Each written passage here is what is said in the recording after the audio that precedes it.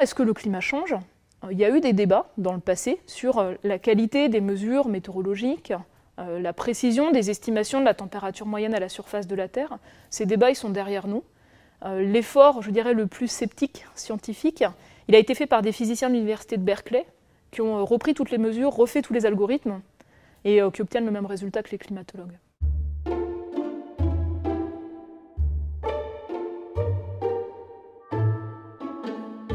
L'utilisation de modèles de climat conduit à la conclusion que la plupart du réchauffement récent est attribué à l'action de l'homme. Mais est-ce que les modèles de climat représentent bien tous les aspects du fonctionnement de la machine climatique?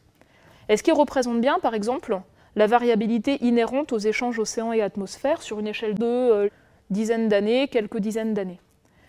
Dans l'état de nos connaissances aujourd'hui, c'est vraiment un des points de limite par rapport au constat.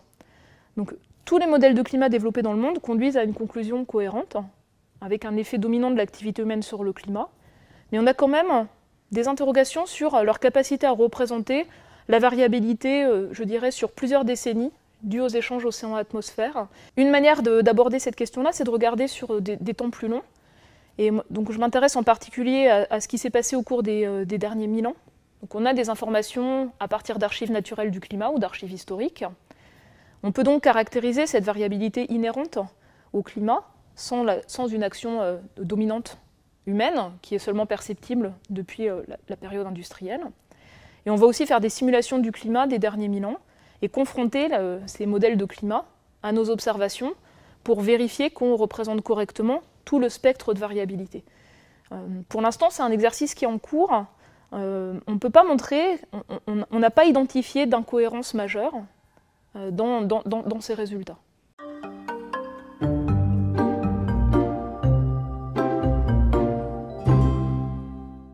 C'est une question de fond. C'est peut-être la question la plus importante. Et donc comment évaluer le réalisme de ces modèles de climat? On va le faire sur le climat actuel, ce qui représente bien le cycle été-hiver par exemple. On va le faire par rapport à des études de processus. Est-ce qu'il représente bien la manière dont changent les nuages quand on a un petit épisode chaud du côté de l'océan équatorial par exemple? On va également vérifier qu'il représente l'évolution au cours du XXe siècle. Donc on va rejouer finalement l'histoire récente du climat. Et puis on va aussi les tester sur des climats passés très différents. Donc on va travailler par exemple sur le climat des derniers 1000 ans, la période historique, de petites variations, mais un effet par exemple important des éruptions volcaniques majeures qui semblent avoir joué un rôle important pour les épisodes un peu frais ou un peu chauds de cette période-là. Ensuite on va les tester par rapport à des changements de l'orbite de la Terre autour du Soleil. Est-ce qu'ils sont capables de représenter les changements importants des moussons associés à ces changements de répartition de l'énergie solaire? Est-ce qu'ils sont capables de représenter des périodes où les pôles étaient beaucoup plus chauds qu'aujourd'hui, toujours en réponse à cette redistribution d'énergie solaire, donc des climats chauds passés? On va aussi les tester sur des climats plus froids. Est-ce qu'ils sont capables de représenter un climat glaciaire quand on rajoute des calottes de glace, qu'on baisse la teneur en gaz à effet de serre, comme on sait que c'était le cas? Et ou alors, est-ce qu'ils sont capables de représenter des climats beaucoup plus chauds à l'époque géologique, associés à une teneur plus élevée en gaz à effet de serre, comme le Pliocène il y a 3 millions d'années, ou l'Éocène il y a un peu plus de 60 millions d'années. Et donc la confrontation que l'on fait, elle reste grossière. Elle est limitée par les données des climats passés dont on dispose. Pour le moment, les modèles de climat sont capables de représenter les grands traits observés à l'échelle d'un continent, surtout pour les températures. Donc on essaie d'affiner cette analyse en regardant d'autres variables, en regardant les changements de précipitation, des changements aussi de variabilité, c'est-à-dire est-ce qu'un climat plus chaud, c'est un climat plus stable ou plus variable. Donc pour le moment, ce sont vraiment des travaux en cours, mais on n'a pas montré, par l'étude de ces climats très différents, que les modèles de climat ne sont pas capables de représenter les grands aspects de réponse du climat à une perturbation.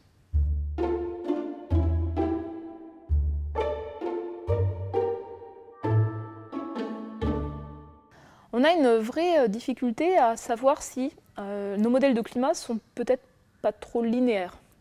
C'est-à-dire que beaucoup d'aspects de la réponse du climat à une perturbation sont finalement proportionnels à cette perturbation radiative. Changement de température, par exemple, changement de précipitation, etc.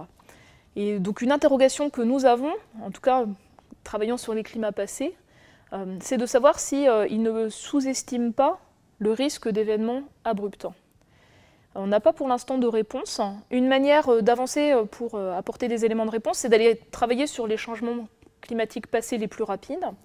On en a beaucoup d'exemples dans les conditions glaciaires, avec des réorganisations très rapides de la circulation de l'océan Atlantique, par exemple, des changements importants dans la répartition des précipitations.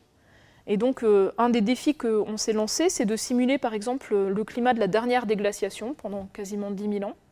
Elle est ponctuée par des instabilités rapides et on veut réussir à les simuler, ce qui nous donnera confiance dans la capacité de nos outils à représenter en tout cas les changements climatiques passés les plus rapides. Pour le moment, on n'a pas de réponse.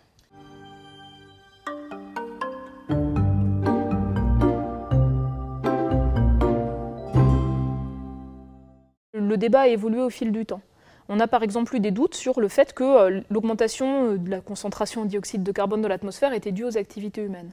Et pour ça, on a des éléments d'observation qui sont proches d'une preuve. La cohérence entre l'évolution de cette concentration et notre consommation d'énergie fossile, donc le terme qu'on peut estimer précisément de notre activité, et puis également la teneur en carbone 13 ou en carbone 14 du dioxyde de carbone atmosphérique. Donc pour ça, en fait, on a une quasi-certitude.